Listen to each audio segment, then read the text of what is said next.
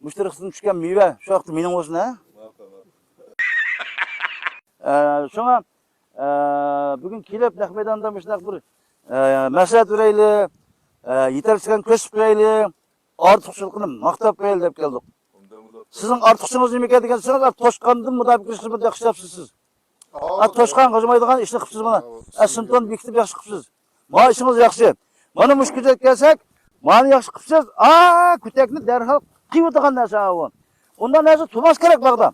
Mana qarang, mana narsa turmas kerak. Bu kasallik mikrob turadigan narsa bu. Buni vaqtida yapotimiz uni. Ammo shunday kichik vaqtida, masalan, ma'lum mishadlar. Qani qabzini qaytib qo'yma, hozir kichik biray.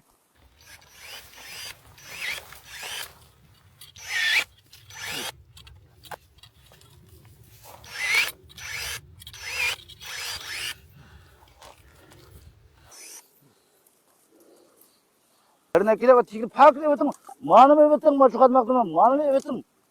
Şu muşunda buluş gerek, tüp buluş gerek. Hem de maşakını selma tarafına koyuyorsunuz kıran. Manı selma koyuyorsunuz, bu naklı buldu. Uşak.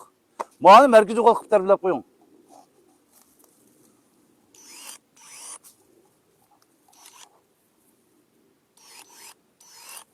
Evetim.